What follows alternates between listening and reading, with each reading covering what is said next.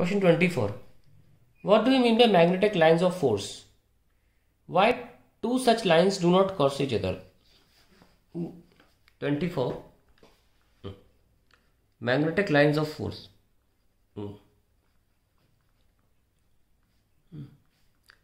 These are the lines. एक तो imaginary होती हैं, ठीक है ना. These are the imaginary lines which represent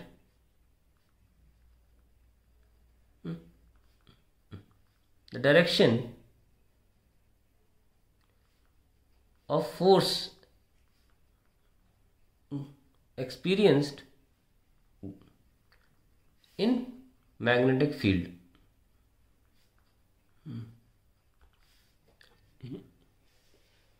थोड़ा सा मैं एलैबोरेट करता हूँ. इतना आंसर आपके एग्जाम के लिए पर्पज़ के लिए ठीक है. ठीक है. पहले मैं आंसर कर देता हूँ, फिर मैं आपको इंपॉर्टेंट बात बताऊंगा इसके बारे में. Why do such lines you not cross each other. दो लाइंस ले लिए हमने, तो इंटरसेक्शन पॉइंट पे दो डायरेक्शन आ जाएंगे मैग्नेटिक फील्ड के. Let us see. पहले बात लिख लेते हैं. The tangent to magnetic lines of force represent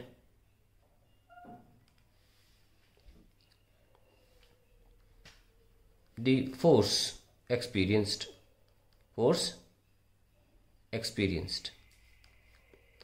at the point of क्या लिखा मैंने? the tangent to lines of force represent the force experienced.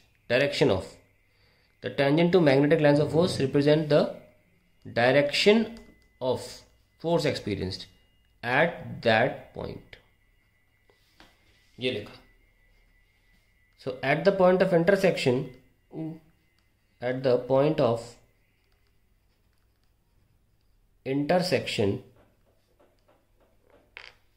there will be two directions. There will be two directions of the force, which is not possible.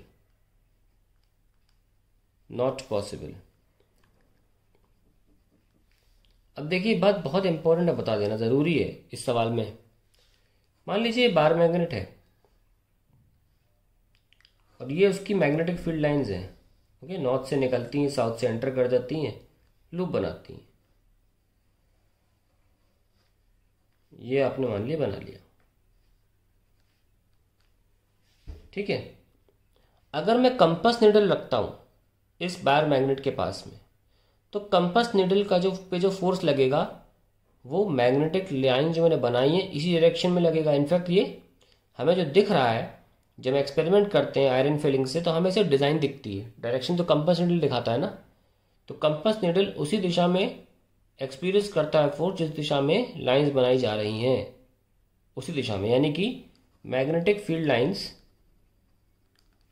और magnetic lines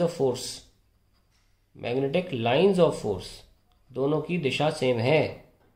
magnetic field line जैसे बना दी, जब हमने compass needle लिए तो compass needle उसी के ऊपर बिल्कुल एग्जैक्ट मैच कर रहा था. तो कंपास निडल के केस में, in case of another magnet, तो मैग्नेट के केस में ऐसा हो सकता है, in case of another magnet. ठीक है. परंतु अगर कोई मैग्नेटिक फील्ड लाइन ऐसे बना दिया आपने और उसमें चार्ज एंटर कराओगे, तो अब चार्ज पे जो फोर्स लगेगा वो लाइन की दिशा में नहीं लगेगा. So in the context of a charge, magnetic field lines cannot be called as magnetic lines of force. Charge के कंटेक्स्ट में बिल्कुल डिफरेंट हो जाएंगी, क्योंकि जो हमारा फोर्स है वो cross product of velocity and magnetic field है. तो फोर्स परपेंडिकुलर है मैग्नेटिक फील्ड के, तो लाइंस ऑफ फोर्स अलग हो जाएंगी, मैग्नेटिक फील्ड लाइंस अलग हो जाएंगी.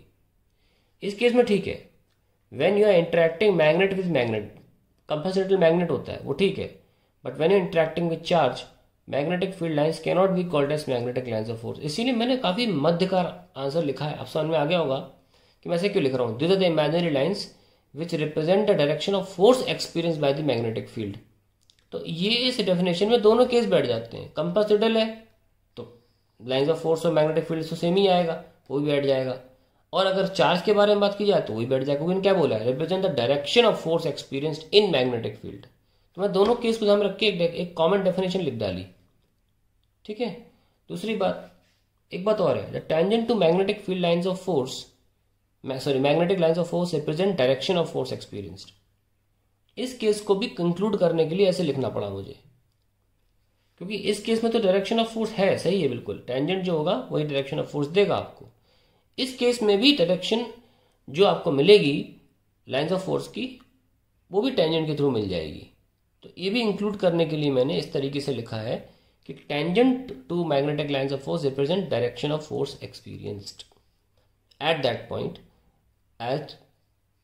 At the point of intersection there will be two directions of force which is not possible। तो ये आंसर कॉमन रहेगा, इसका कोई इशू नहीं है लिखने में, ठीक है। तो ये बहुत इंपॉर्टेंट बात बता रहा हूं मैं आपको कि मैग्नेटिक फील्ड लाइंस और मैग्नेटिक लाइंस ऑफ फोर्स दोनों में अंतर हो जाता है when it comes to charge.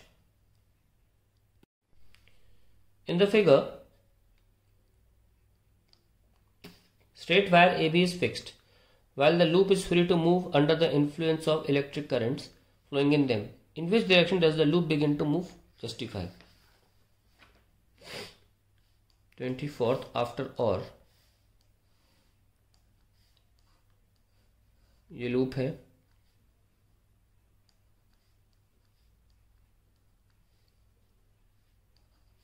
PQ RS, ये वायर AB है, I2 है। नई बात जान लीजिए कि फोर्स SP पर इधर वाले फोर्स और फोर्स QR पे इक्वल एंड अपोजिट होगा, तो ये कैंसिल आउट हो जाएंगे, कैंसिल आउट, ठीक है। आप माइनस साइन भी लगा सकते हैं, वेक्टोरियल लिख रहे हैं इसलिए। अब हम जानते हैं कि दो वायर्स के बीच में जो फोर्स का फॉर्मूला होता है 2K I1 I2 upon R into L, force between two wires.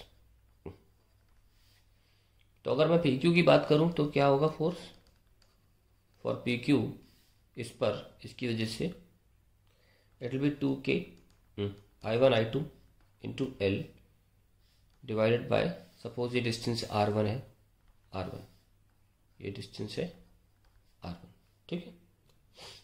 और डायरेक्शन क्या होगी, क्योंकि दोनों पैरेलल हैं, सेम दिशा में है, तो अट्रैक्टिव यानी कि डाउनवर्ड्स। अब बात करते हैं SR की, for RS 2K I1 I2, sorry दोनों I2 हो गए थे, I1 I2 into L upon R2, ये जो है वो R2 के बराबर है। ये रिपल्सिव होगा क्योंकि दोनों अपोजिट दिशा में है करंट्स, रिपल्सिव अपवर्ड्स। हम नोटिस करें कि न्यूमरेटर दोनों में सेम है, तो डिसाइडिंग फैक्टर R1 R2 होगा, क्योंकि R1 पास में है तो ये नंबर बड़ा हो जाएगा। So force PQ is greater than, since R1 less than R2, force PQ is greater than force RS, hence the loop will move downwards, loop moves downwards। That is the answer to the question। Force निकालने को बोला नहीं है, इतना ही पूछा है, show the flowing in them in which direction the loop begin to move, justify। So I justified this by using this line, ठीक है।